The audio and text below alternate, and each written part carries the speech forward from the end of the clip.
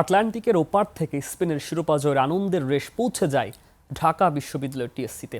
অতিরিক্ত সময় স্পেনের একমাত্র গোলে উল্লাসে ফেটে পড়েন স্পেন ও ব্রাজিলের সমর্থকেরা। অন্যদিকে হতাশায় ভেঙে পড়েন আর্জেন্টিনার সমর্থকেরা।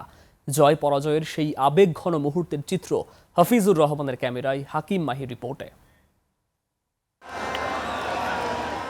90 মিনিটের খেলা শেষ, বাড়তি 30 মিনিটের প্রথমেই যখন আর্জেন্টিনার জালে বল পাঠালো স্পেন, সঙ্গে সঙ্গে ঢাকা বিশ্ববিদ্যালয়ের টিএসসিতে আনন্দের বন্যা বয়ে গেল স্পেন ও ব্রাজিল সমর্থকদের মধ্যে। মুহূর্তেই মনে হলো ঢাকা বিশ্ববিদ্যালয়ের টিএসসি যেন এক টুকরো যুক্তরাষ্ট্রের নিউ জার্সির মেটলাইফ স্টেডিয়াম।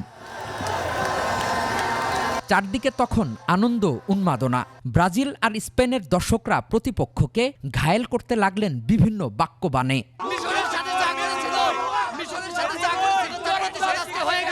120 মিনিটের খেলা শেষে যখন বাঁশি পড়ল বড় স্ক্রিনে, ভুভুজেলার শব্দে চারদিক মাতিয়ে তুলল জয়ী দলের সমর্থকেরা। প্রাথমিক অবস্থায় যখন এখানে আসছি, আমরা এখানে দাঁড়াইতেই পারি নাই তাদের উল্লাসের কারণে। তাদের ম্যাচ শেষ রাতে আজকে দেখায় দিছে সত্য, যে কতটা সত্য দেখায় দিছে। এদিকে 1-0 গোলে হেরে ভেঙে পড়লেন আর্জেন্টিনার সমর্থকেরা। দায়ী করতে লাগলেন দলের পারফরম্যান্সকে। It's disappointing, but one day we will get that 4 star. মেসির কাছ থেকে আমরা আশা করেছিলাম যে উনি একটা গোল দিবে, সো আসলে তেমন পারফরম্যান্স পাইনি, সো আমাদের একটু মন খারাপ। এটা মেসির লাস্ট খেলা ছিল।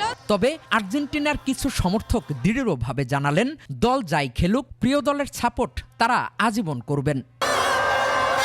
হাকিম মাহি, 21 টেলিভিশন, ঢাকা।